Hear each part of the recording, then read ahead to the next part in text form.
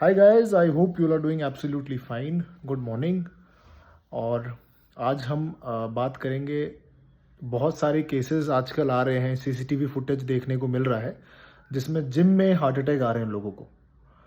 तो सबसे पहला चीज़ तो ये है कि आज हम इस चीज़ पे डिस्कस करेंगे कि हार्ट अटैक क्यों होता है और हार्ट हमारा एज इन जनरल फंक्शन कैसे करता है। तो आपको ये समझना बहुत ज़रूरी है कि किसी जगह पे अगर किसी इंसान को हार्ट अटैक आ रहा है तो वो क्यों आ रहा है और उसको हम कैसे अवॉइड कर सकते हैं। ये वीडियो जिम को डिफेंड करने के लिए मैं नहीं बना रहा, मैं सिर्फ सही इन्फॉर्मेशन के लिए बना रहा हूँ। इसलिए पहले आप ये मत सोचना कि मैं अपने बिजनेस को या अपने जो मेरा जो पैशन है मैं उसको डिफेंड कर रहा हूँ, क्योंकि बहुत सारे केसेस ऐसे भी हैं जिसमें लोग बारात में नाचते नाचते हार्ट अटैक से मर जा रहे हैं। या कुछ बच्चे क्रिकेट खेल रहे हैं, उसमें एक बच्चे को हार्ट अटैक आ गया ग्राउंड में, तो भी वो मर जा रहे हैं।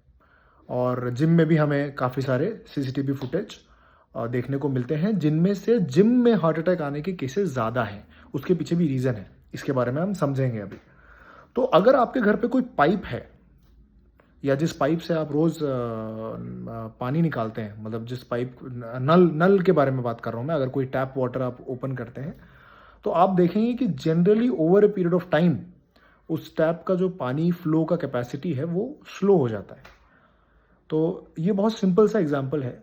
अगर उस टैप वाटर का जो पाइप गया है, उस पाइप में कुछ डिपॉजिट्स जमा हो जा रहे हैं जिसको हम एल्गे बोलते हैं, राइट। कुछ डिपॉजिट जमा हो जा रहे हैं, अब वो कुछ भी हो सकते हैं, शायद पानी से आने वाले पत्थर वगैरह हो सकते हैं या एल्गे हो सकते हैं जो जमा हो जाता है। तो हमारा टैप वाटर का जो फ्लो है वो कम जाता है over the period of time. आप उसको फुल भी अगर खोल देते हो तो भी वो फ्लो कम रहता है, ना कि ज़्यादा तरीके से फ्लो आ रहा होता है पहले की तरह। तो ये सेम है हमारी बॉडी में, थ्रू आउट आवर बॉडी।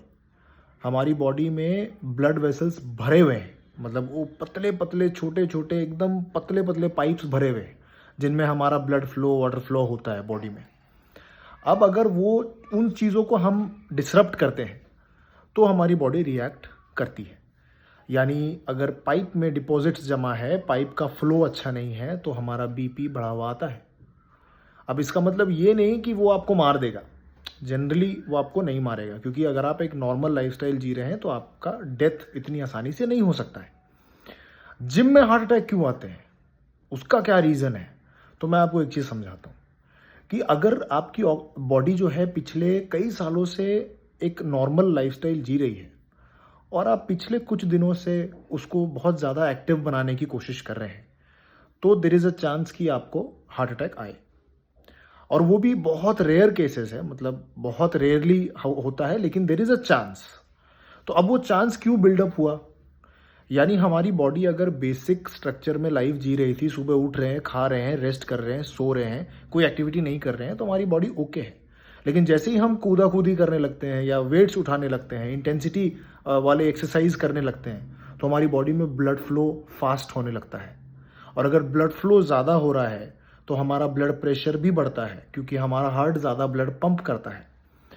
इन सब के दौरान अगर पाइप में ब्लॉकेज है तो चांसेस बहुत ज़्यादा हाई हो जाते हैं आपके कोलैप्स होने के। तो आप वीडियो में देखेंगे, जितने भी हार्ट अटैक वाले वीडियोस आएंगे ना, उसमें आप देखेंगे कि लोग कुछ एक्टिविटी करते हुए हार्ट अटैक उनको आ रहा है, चाहे वो बारात में नाचना हो, चाहे फील्ड में क्रिकेट खेलना हो या जिम में एक्सरसाइज करना हो। अब इससे कैसे बचें, तो सबसे पहले तो अपना जो वर्कआउट है उसको बहुत स्लोली लेके आगे बढ़ो। मतलब ऐसा नहीं है, मैं देखता हूँ कि लोग जब जिम आते हैं और अगर वो किसी ट्रेनर के अंडर वर्कआउट नहीं कर रहे हैं, अगर वो खुद अपने ट्रेनर हैं, तो वो इतने ज़्यादा एक्टिव हो जाते हैं अचानक से कि जैसे वो सारा एक्सरसाइज आज कर लेंगे। उनको सारा मशीन आज ही यूज़ करना है, उनको ट्रेडमिल पे भी आज ही भागना है, उनको स्क्वाट भी आज ही करना है, पुशअप भी आज ही करना है, वो सब कर लेंगे आज। ये सबसे बड़ी गलती है। आपको अपने वर्कआउट को प्लान करना आना चाहिए और उसके लिए आपको आपके कोच की हेल्प लेनी पड़ेगी, ठीक है। वो ऐसी बातों बातों में नहीं होता। यूट्यूब से आप एक्सरसाइज सीख करके चीज़ें नहीं कर सकते, आपको हेल्प लेना पड़ता है, आपको कोचिंग लेना पड़ता है, तो तब जाके आप जो है धीरे धीरे आगे बढ़ते हैं। सबसे पहला चीज़ हो गया वो। 3-4 केसेस है अगर हार्ट अटैक आपको आ सकते हैं, जैसे मतलब अगर आपका हिस्ट्री रहा है फैमिली का कि उनको हार्ट अटैक आया था आपके फादर मदर को, तो आपको टेस्ट कराना चाहिए कि आपको कहीं कॉरोनरी हार्ट डिजीज़ तो नहीं है।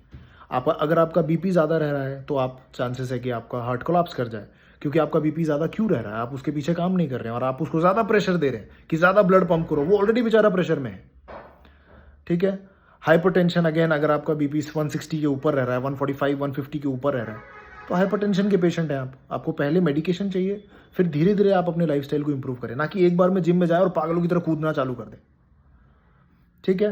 अच्छा, और भी सारा चीज़ होता है, अगर आपकी नींद पूरी नहीं हुई है, अगर आप भूखे पेट हैं, अगर आप एज में आगे हैं, अगर आप एज में मिड एज हैं लेकिन आप टेंशन है बहुत ज़्यादा आपको, तो ये कई सारे रीज़न हैं, there are lot of reasons. इन सारी चीज़ों पे आप काम करें और तब जाके आप अपने वर्कआउट को धीरे धीरे आगे करके बढ़ाएं, मतलब एक बार में मत ना बढ़ाएं, तो आप बच सकते हैं, आप अपने आप को सेफली और स्ट्रेंथ दे सकते हैं, अपने हार्ट को और स्ट्रांग बना सकते हैं, ताकि आप इस सब चीज़ों से दूर रहें। तो ये सारी रीजंस हैं, इन पे काम करें, अपने वर्कआउट को स्लो स्लो लेके जाएं, तब जाके आपका फायदा होगा। Okay, cheers, bye bye. जो भी क्वेश्चन है प्लीज़ कमेंट में लिख दीजिए, अगर कोई भी है उसका हम आंसर करेंगे। Take care, bye bye.